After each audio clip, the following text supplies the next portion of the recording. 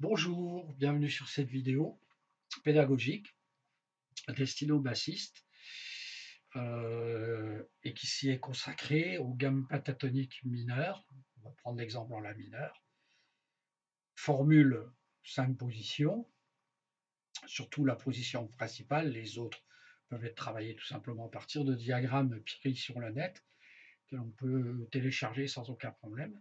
Et surtout sur un autre diagramme que l'on appelle le 2+2, qui a été beaucoup utilisé par les bassistes dans les années 70, les bassistes de rock, et qui a été remis au goût du jour dans le jazz et le jazz rock par Pastorius et dans le jazz fusion, parce qu'elle donne lieu à des phrasés particulièrement intéressants qui sont à la fois proches du rock et à la fois proches de tout ce qui peut être, comment dire, plans modulants, voilà, les plans modulants mineurs. Voilà. Au son, ça c'est intéressant. Donc, pour rappel, pour les nouveaux sur mon site, ma basse n'est pas équipée comme une basse 6 cordes normale. Elle est équipée de 6 cordes, au même titre que les guitaristes, mi, la, ré, sol, si, mi. Tout simplement parce que je m'adresse souvent en atelier aux deux types de public, guitariste, bassiste. J'ai pas à changer d'instrument. Avec une pédale d'octaveur, je peux jouer mes accords. Et puis, les guitaristes comprennent ce qui peut se passer s'ils veulent copier les mouvements de basse sur la guitare. Moi, ça m'intéresse aussi dans la mesure où je ne suis pas obligé de tout constamment transposer au moment où je suis en train de procéder à des commentaires techniques qui ne sont pas forcément de prime abord, quoi, surtout dans le cadre des ateliers de jazz assez avancés. Voilà, assez de commentaires. Donc, la gamme pentatonique de la mineure. Tout le monde connaît la position de base, et je ne rappellerai pas les autres, de la mineure, qui est 1, 4.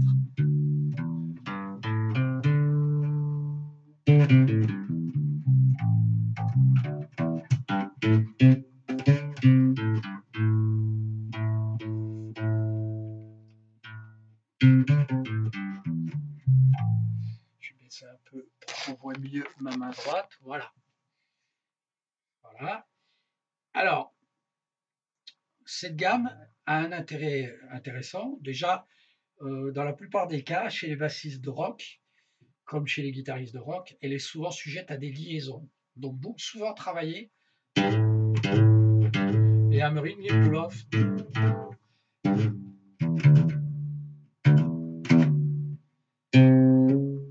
Donc, voir vidéo spécifique sur les effets qui s'adresse aux guitaristes, peut-être, mais qui est applicable pour les bassistes. Donc, tous ces effets et tous les chromatismes.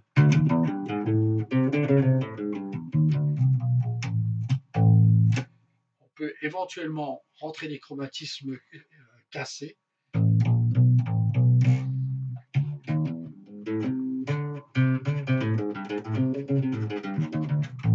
Voilà. Alors, l'intérêt de cette gamme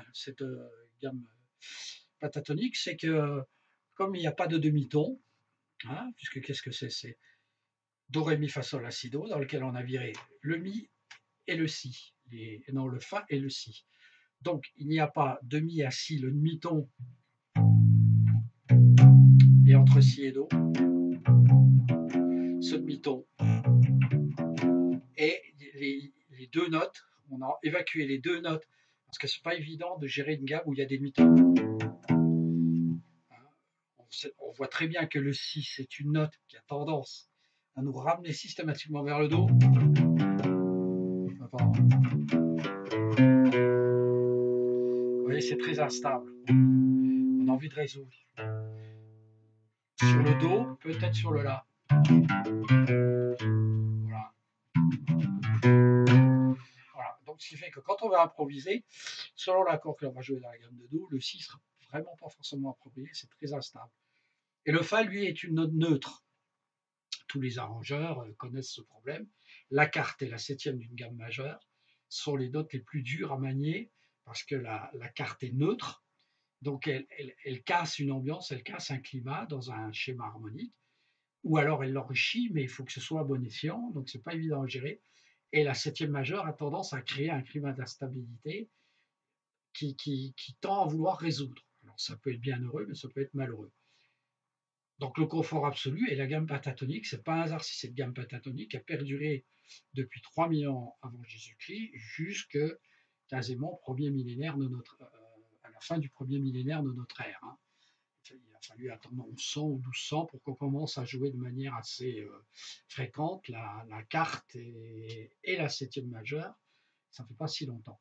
Mais très longtemps, on n'a joué que sur des gammes pentatoniques. Voilà, la fameuse lyre à 5 cordes grecque sur laquelle jouaient les poètes, sur laquelle s'accompagnaient les poètes grecs, jouaient cette gamme qui date de 3000 ans avant Jésus-Christ, enfin pour le moins. On pense que l'on appelle la gamme minoenne, mais qui existe aussi en Asie. Et on ne sait pas si elle est venue de Grèce ou si elle était fréquente avant. En tout cas, les seules traces écrites ethnologiques que l'on a, c'est 3000 ans avant Jésus-Christ. C'est pour ça qu'on l'appelle la gamme minoenne, l'époque du roi Minos. Donc cette gamme-là, il y a plusieurs déclinaisons.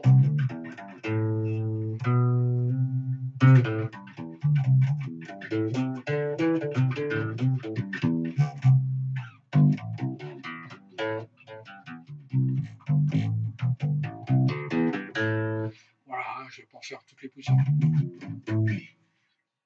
Ce qui est intéressant, c'est la seconde formule, très jazz rock, que j'ai annoncée au début. Cette formule-là, en fait, on se rend compte que si, au lieu de jouer ça, je fais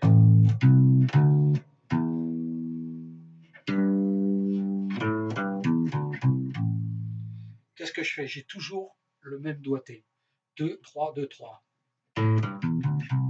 Là, le même doigté, mais décalé de 15. Or, j'ai en plus le sol qui est là, que je retrouve là, l'octave. Donc, là, je peux faire.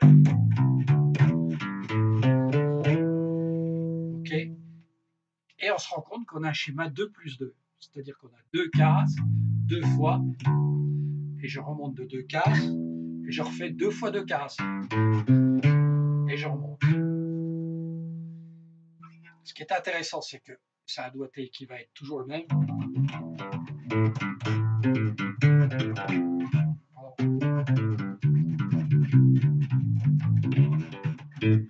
On va utiliser des phrasés, des slidés, quelque chose qui est toujours bien heureux, comme je disais tout à l'heure sur la gamme pata.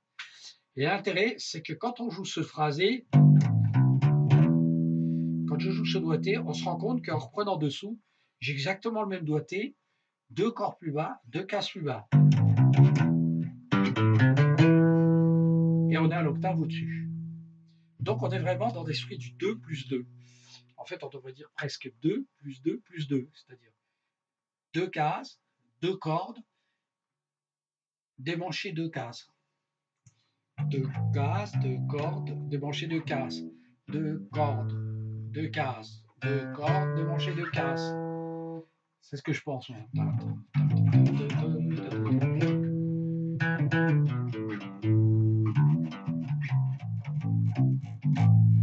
Voilà. Pour finir là-dessus, si on veut travailler dans d'autres tonalités, il suffit de travailler celle de mi mineur. Et après, en décalant au maximum de 2 cases de chaque côté, on aura toutes les formules. Pour mi mineur, on va avoir le même principe ici, qu'on retrouve là.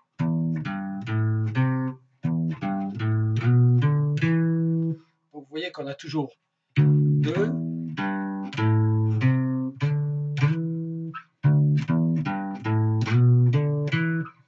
2 cases, 2 cordes, je glisse de 2 et je refais 2. Mais sauf que là, je suis bloqué.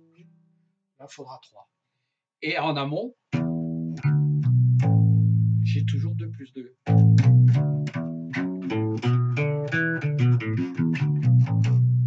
Voilà, j'ai mi et là. Si je mélange là et mi, là. Mi. Pareil, j'ai juste à décaler. Sol.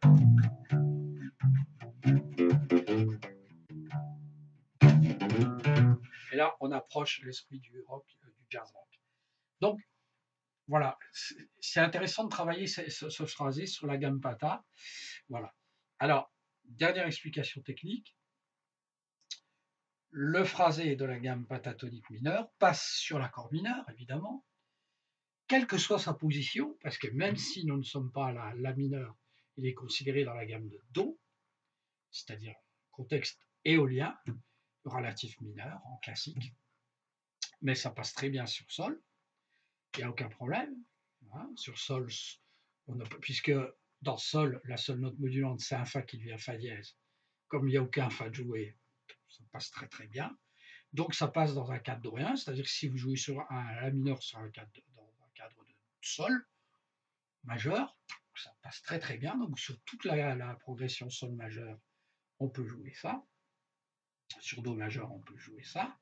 Et puis, évidemment, ça pourrait être dans un contexte de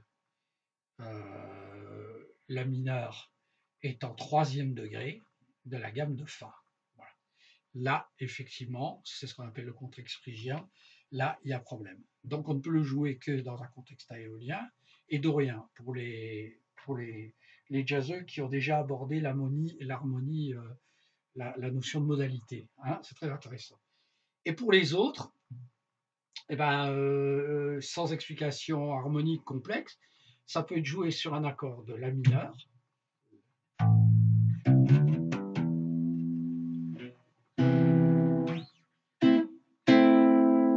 Mais ça peut être joué sur un accord de La septième de dominante.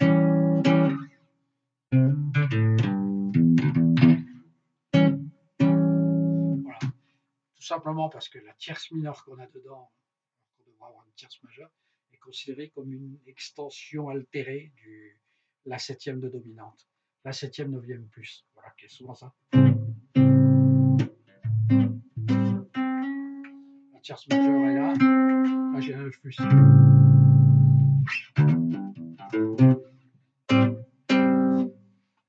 Tout simplement, ça vient d'un contexte blues.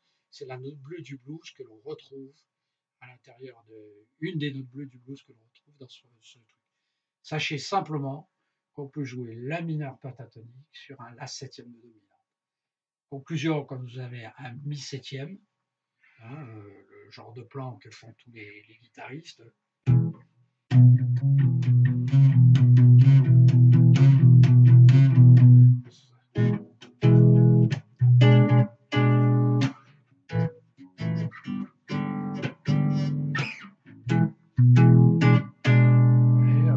Mi septième. Souvent les bassistes jouent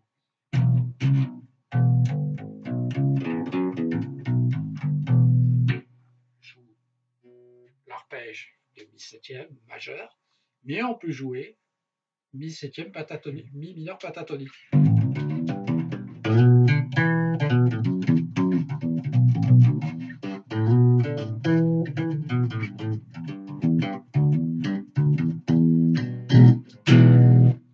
Ça passe très très très bien. Voilà. Eh bien, écoutez, bon courage et à bientôt. Au revoir.